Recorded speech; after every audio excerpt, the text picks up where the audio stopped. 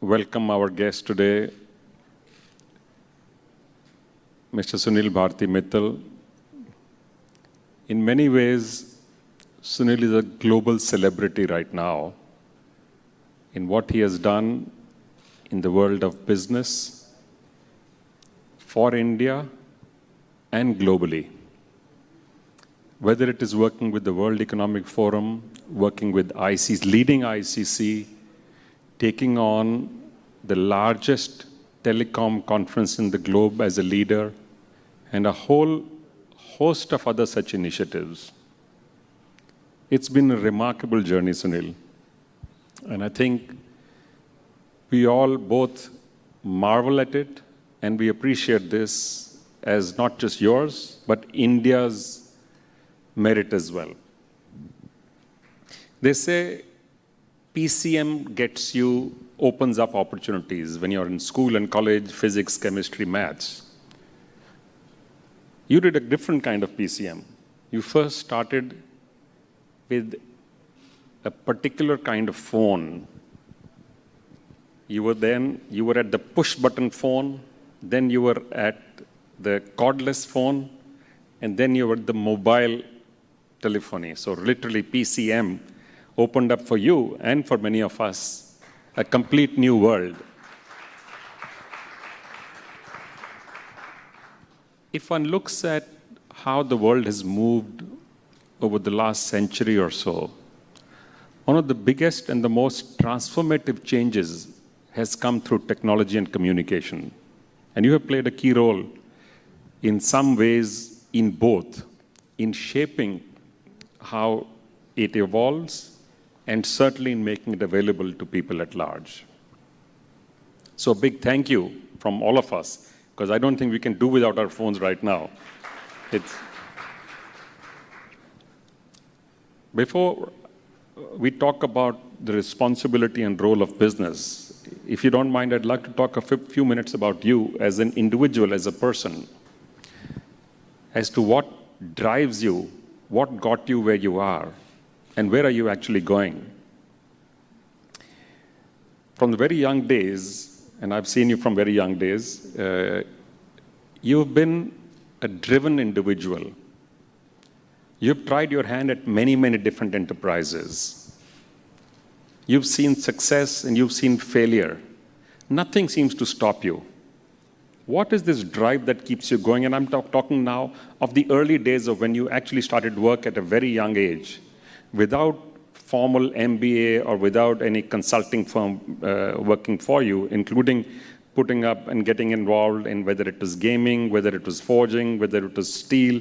You've been across a whole host of industries, whether it was trade, importing generators and supplying them.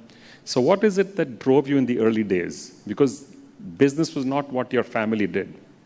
Your father was a senior politician. So what is it which moved you in this direction?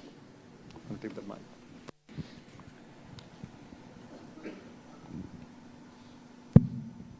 Well, thank you, Sunil, for that wonderful introduction. And for some of you who may not have the background, we have both known each other from the time probably we were, crawling on the floor. So it's more or less in the first 1 or 2 years of our lives, we have known each other. And over all these years, we have only strengthened our relationship. Our families knew each other. We belonged to the same town, Ludhiana. And my first business was actually not making phones. It was, as Sunil rightly pointed out, odds and ends to make one's life ends meet. And that was to manufacture cycle parts to supply to his glorious, illustrious firm, Hero Cycles, at that time. And I had the great privilege and pleasure to deal with late Brijmohan Lalji, Sunil's father, a legend who almost all of you know. So I, in some sense, learned at the feet of the Grand Master. And he was my first customer. He was very warm and generous, but equally very, very strict in his dealings with on business matters. So there was a lot to learn from him. For me, coming from a political family, usually what you end up seeing, especially in the party where my father belonged. Almost all the successive family members, at least the male members of most of the families, will go into politics. And it was no different that many of my father's peers, cohorts, his supporters would egg all of us to be in politics. So we are politically very aware. We have grown up in a hugely volatile, active political family. And to some extent that has given me the instincts to survive against odds.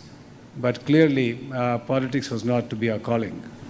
And I had the benefit of knowing friends like Sunil and many other peers from Ludhiana. And Ludhiana is a very industrious town. It's an infectiously industrious town in the sense that almost everybody works for themselves at a small, medium enterprises. And few of them, like Hero Cycles, were the big ones. So one was very deeply inspired by these individuals that I grew up with, and I saw them being part of business families. And business, therefore, was to be the calling. The second factor, which I think Sunil also alluded to, but I will elaborate on that, is I didn't have a very good formal education. In fact, I was a terrible student. And my parents were always worried that will I even graduate. I managed to graduate, but did I learn anything in my economics and political science doing a bachelor's degree? The answer is really not much. There used to be one annual exam in those days. You mugged in the last 7-8 days and you managed to pass through. So there was really no real education. My education came on the streets, fighting for survival, fighting for that money every day to make ends meet. I still remember picking up steel from, in those days we had a large steel company in Ludhiana, Punjab Concast. Later on, I don't know where and what shape it took. And picking up steel from there, bringing it back to the forging plant, making the cycle parts, and then sending it off to Hero and some other customers of mine. So this was a daily grind, and what you learn from those lessons are greatly valuable in life later on. So I did that for a few years, but I recognized very early on that being a supplier to very large companies can probably get you a reasonable living, but it's not going to give you a growth pattern that at least I had in my mind for myself.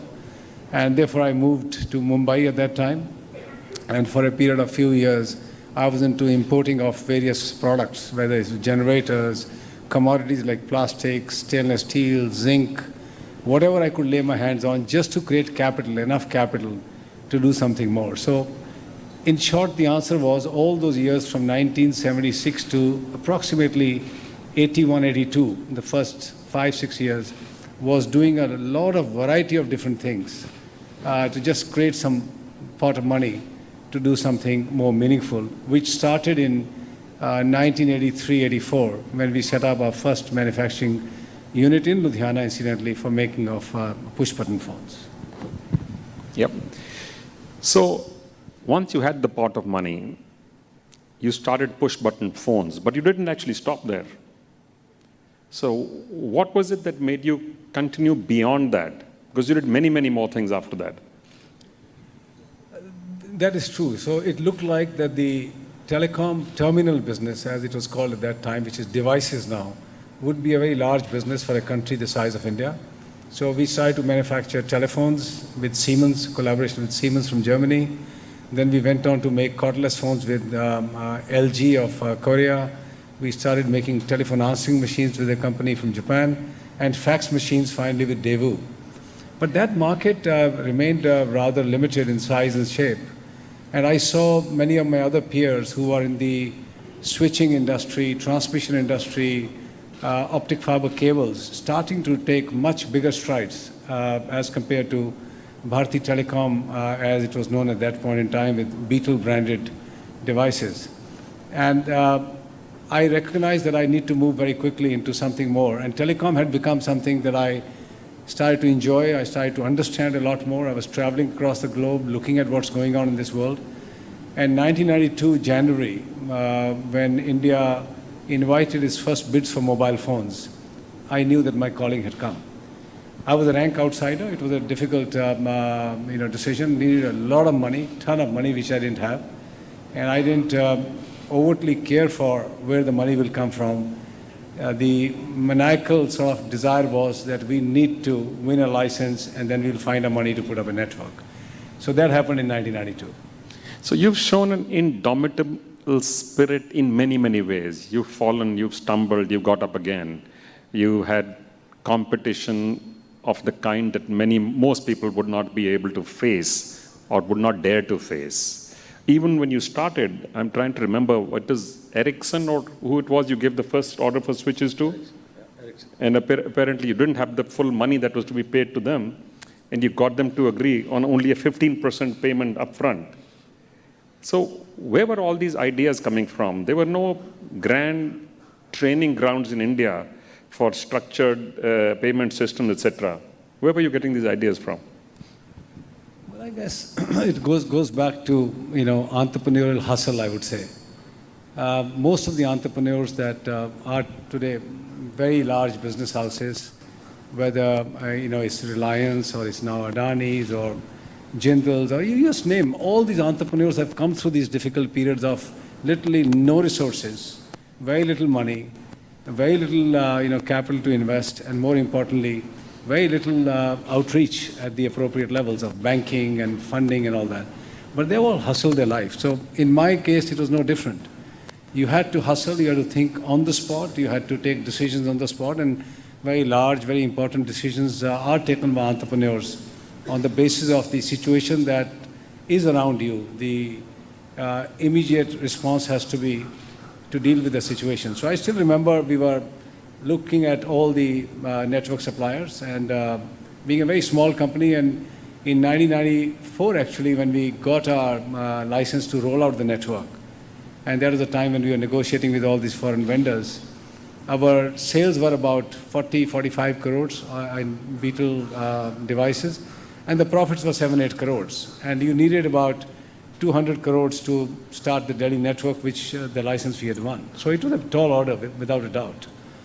And the order for Ericsson at that time was $27 million. They were the first starting 100 sites in Delhi for a full-fledged switching radio transmission network. And we didn't have that money. And when I finally chose Ericsson over Nokia, Alcatel at that time, and a few other vendors, Motorola, etc., I went to Sweden, and at the end of our contract negotiations, after we signed, I was invited by the president of mobile division, Kurt Hellstrom, for a lunch. And they had by the time already announced the contract. They had those screens all over the company headquarters, which was showing a new contract had been won by Ericsson. And I knew, walking into the lunchroom, that I didn't have the money.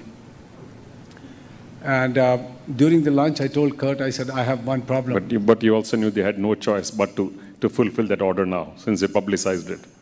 Yes, but I was quite confident that we will finally find the money, but I needed to first, test it there with Ericsson.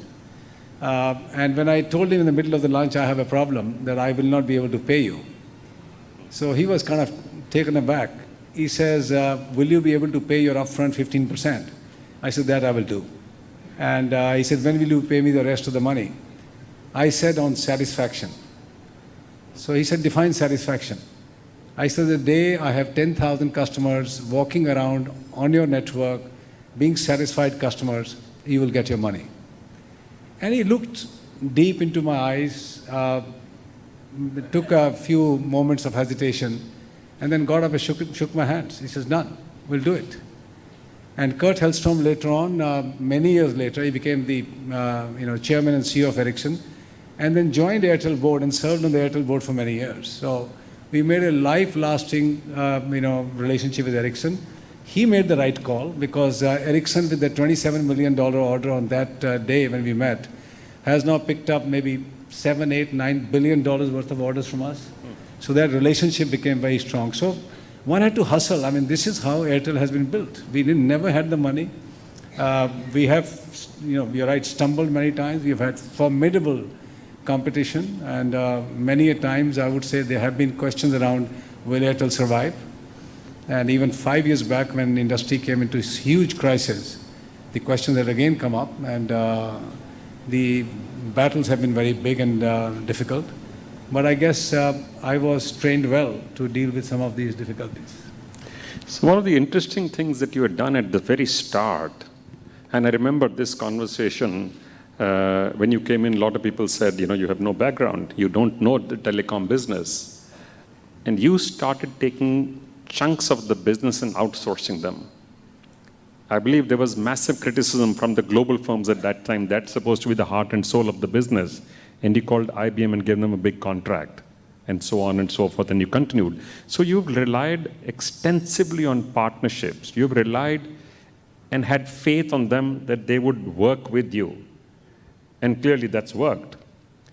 It's not often that one does both these things at the same time, take out what is considered the core of the business and rely on somebody else as a long-term partner without having a relationship with them. So what is it that drove you to do this? Yeah, I think compulsion at some level. I would say... And before you do, I should tell, I'm sure the audience is aware, the people who were then criticizing, some laughing, all of them subsequently, and I mean all of them around the globe, have now followed this business model. So we were, looking at a growth from about 2-3 million customers that we had in 2005 or 6 to how do we get to 25 million customers. And there were only 5 companies in the world which had 25 million customers at that time. 2 in the US, 2 in Europe, and 1 in China. And when we looked at the organization structures, we were quite overawed by the amount of engineers and IT professionals and people they had. And we were nowhere close to that. And we very quickly realized that if we have to grow into being a 25 million customer company, which we knew we'll get to in a few years, we will need to bolster a lot of people and recruit very fast. And we also recognize that people who are in the IT world, when they get graduated, they want their first few jobs. A telecom company was not their first choice. They wanted to go to IBM, HP, Cisco. There were several other companies at that time, or they will go to TCS, Infosys, Wipro. We were not the point of call. So we were struggling for getting people on board. We were losing more people than we were hiring. Same was in the telecom side. People wanted to go to Ericsson and Alcatel and Nokia, Lucent, AT&T, etc. And it was becoming difficult to get all these people on board. So we, in a very dramatic move, decided that we need to outsource these services, because what's the core of Airtel is customer facing. We are good with dealing with customers, customer service, brand building, go-to-market, distribution, very deep distribution. And that's the time when we had a pitched battle, and this was one of the rare ones. We had British Telecom as a partner at that time. They had members on the board. We had a few other foreign investors who had people on the board. And I remember this was one of the rare times when the board had to be, decision had to be deferred at the board for another day. And the resistance was acute. And they said, you never heard that people will give away all its IT and telecom supplies, services, management, design, etc., to outsiders. But we took the bold decision. In the next board meeting, I said, I'm putting my neck on the line. This is the right thing for us to do. Let's move forward. Akhil Gupta, who was the, I would say, real engineer behind this whole concept, had tremendous logic behind his, going for this particular model. And I was very convinced, and we jointly then crafted and took this through. I mean, today that whole model of outsourcing, which Sunil rightly pointed out was criticized, has become a Harvard business case several times over. There are 3 case studies on that, and many other universities have looked into it. And for 10 years, IBM took over our IT. We moved 700 of our people to IBM. Similarly, at that time, Nokia, Ericsson, and Siemens, 3 of them took all our network engineers and started to deliver network designed by them. And we became free from those difficulties. Today, of course, the clock has completely turned. We have in-housed everything. We buy equipment as boxes, not as traffic like we are doing. IT has been bolstered in. IBM contract has been brought right back in. So there was a timing, I would say, at that particular time that Airtel had to do these kind of shifts in doing things that have never been done before. I got calls from my peers, from Deutsche Telekom, from British Telecom, many others, that you are wrong, you have given away the heart of your company to outsiders. But in the end, honestly, that became the winning trump card for us. Absolutely. So it's always some guts, some chance, and potentially and hopefully lots of tailwind of the system which allows an organization like yours to succeed. I've heard you use an interesting term. You used to say a business at one time was EE, entrepreneur-led and managed. And then it became EP, entrepreneur-led and professional-supported. And then it became PE, professional-led and supported by you. Do you see this business at any time turning into like a Unilever, for example, where it's entrepreneurs all the way, it's professionals all the way, and you take a back seat? Yeah, I mean, that's what we call a PP model, a professionally led and a professionally supported, which is Unilever, for example, and several other international companies which have no real anchor shareholders. I personally believe that, and I have been on boards of many of these companies, I've been on the board of Unilever, and if you get to a very large scale, which perhaps Airtel is now knocking at the door of being a 60, 70, $80 billion company already, you could possibly go into that direction. But when the companies are young and growing and are at midpoints, you need a very clear sponsor who can take the call for risks. Even today, we have split our work very beautifully, I would say. Airtel is one of the most professionalized companies in this country. It's a real institution, and that's the reason why wave after wave, when it's struck by adversity, it comes out stronger because it's an institution. And that's completely managed by professionals who are world beaters, who are one of the best in class, and we attract very good talent. But when it comes to risk-taking, they have my neck on the line. I have my neck to offer every time a CEO of my company needs to take a risky decision. I will understand and put my neck in front of the shareholders, in front of stakeholders, board, etc. And this combination, Sunil, is very, very powerful. And I don't want to take away that the professionally managed, professionally run companies or supported companies are not good. They are very good, but they need to be of scale and size, where inefficiencies can be ignored, where risk aversion can be managed, where you miss out on some very big decisions in life, you can still be okay. Although many companies, large companies, have suffered who have not shifted with time. So it's not always that a professionally led company will survive, but most of the large companies tend to do it. They have responsible boards, they have responsible CEOs, and stakeholder activism is now very high, so they become responsible. So we may be going into that era, but the switching very early on from an EE, which has been the bane of very large companies in Indian family companies, where they don't let go. It's entrepreneurial-led, entrepreneurial-managed. Me, my bacha, and bacha's bacha need to manage it, and they are the best in class, has damaged, as you know, many, many family businesses. So we very earlier on switched from an E to an EP, and equally swiftly from an EP to PE. And that's where we are today.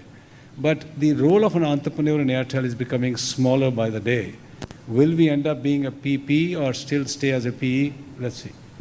So let me push that last point you made a little bit about family. And you're right. In many families, family-owned businesses, the issue is about how do members of the family get engaged with the business, what kind of roles they play, either in management or in governance or in boards or purely and only as shareholders. Now, in your family, you have 3 kids. Kaman has taken on an independent role of running his own enterprise. He's both a founder and an entrepreneur.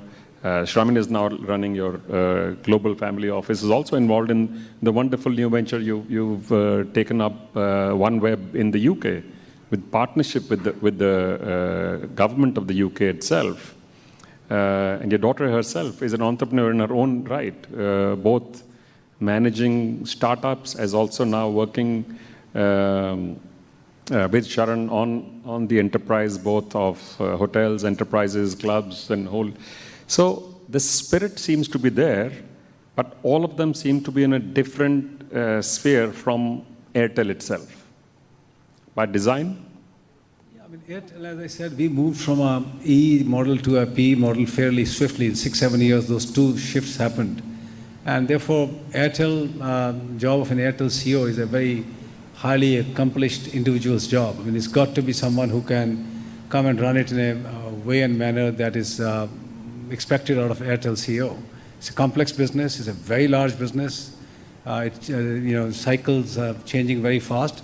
And it's not to say that the next generation of families are not going to be competent enough. In fact, there are many cases where the next generation has taken the family businesses to the next level.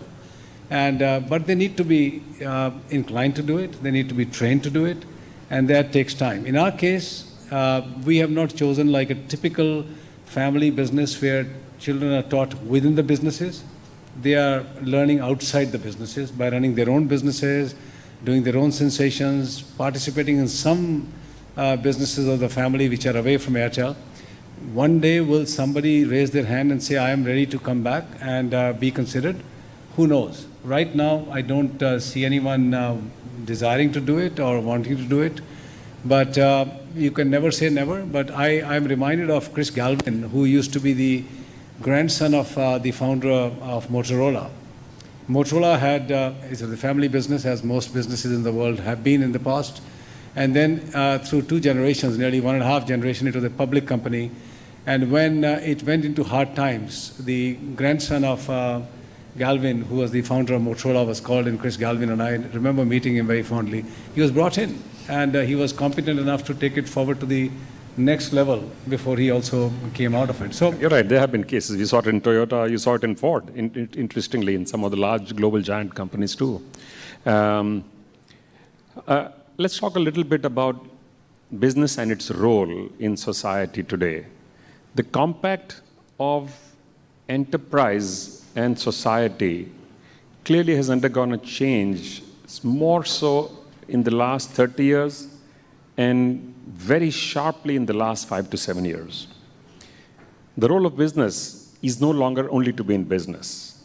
The role of business is increasingly to be a responsible part of community, society, to provide not just the ability to run a business, but also provide support where communities need, to provide ideas and a backup to the government in areas where the government itself does not have a full reach. Now, there is, of course, a strong argument against this role as well, saying the business should only be in business because that's its expertise, and that is the best way it can do a CSR, whereas the funds generated of profit can go to governments or NGOs and others to do this. Where do you think the line should be drawn? Well, I think this is a very good question, and business is a force for good. I mean, that's how I see it. It has a very strong multiplier effect in the society that we live in. The largest canvas, to my mind, is really in the hands of politicians. They can make the most significant changes, and let's not just say politicians, policy makers. So that includes politicians, bureaucrats, and other people who are in the ecosystem of running nation states. The biggest impact is made really by them. They can change the face of societies, face of nations. They can take them forward, they can take them backwards. So that's the largest canvas. In my own opinion, the second biggest canvas is available is to business people. They are a force multiplier. They create jobs, they create wealth, they create taxes.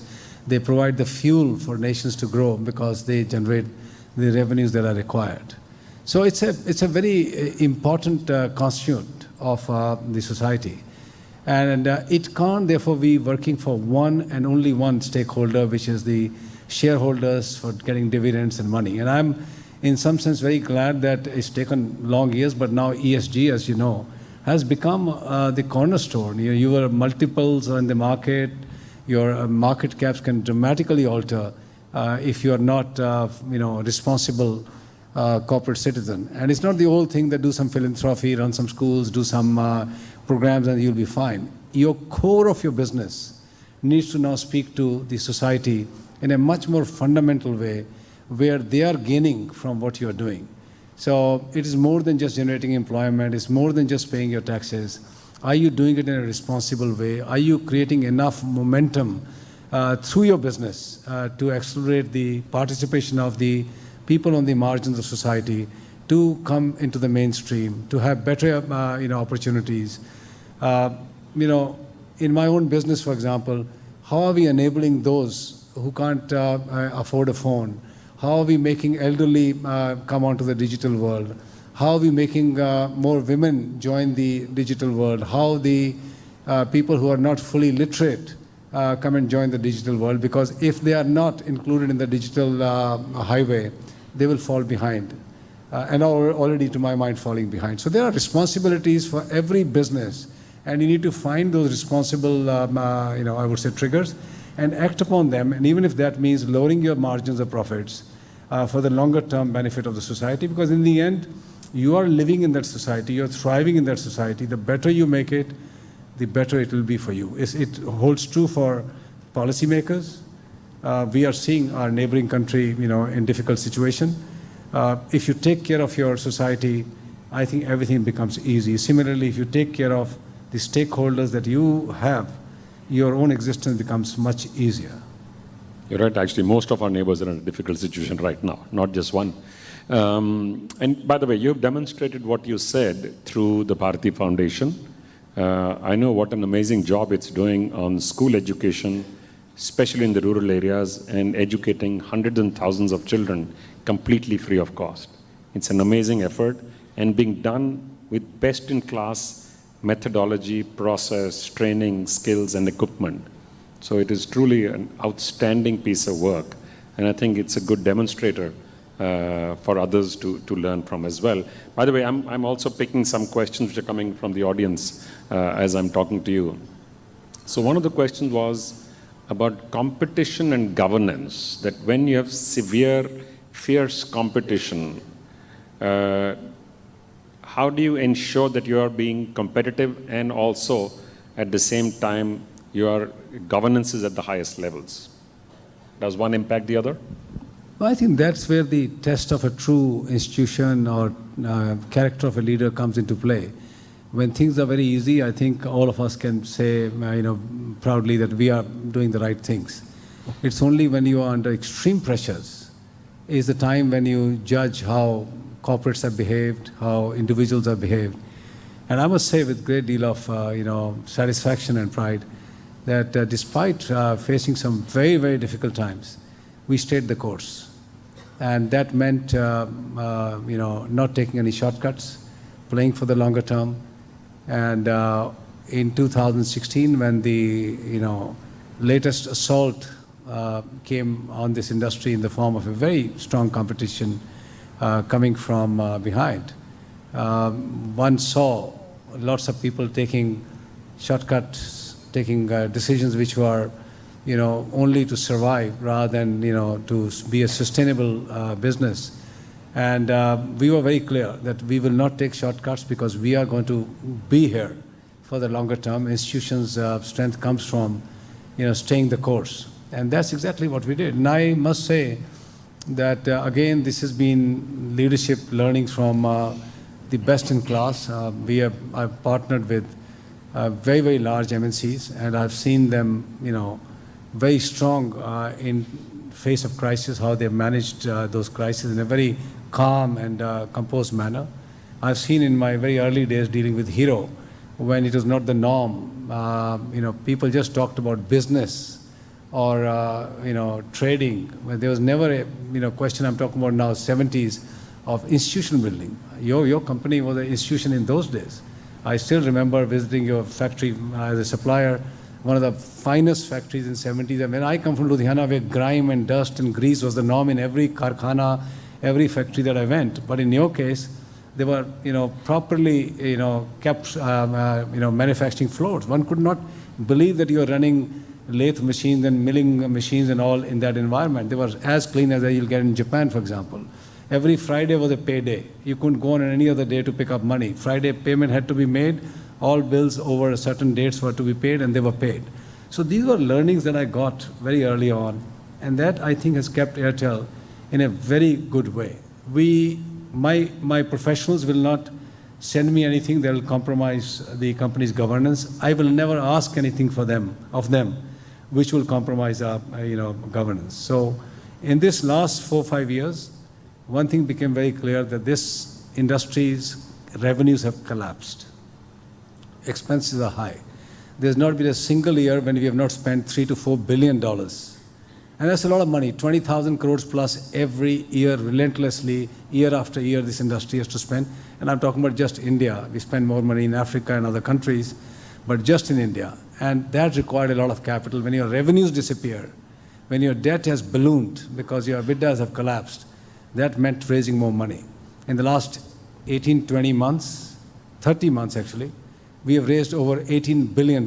We diluted heavily, we sold some assets, and we wanted to ensure that we have the monies to keep on investing and fighting this very, very difficult battle.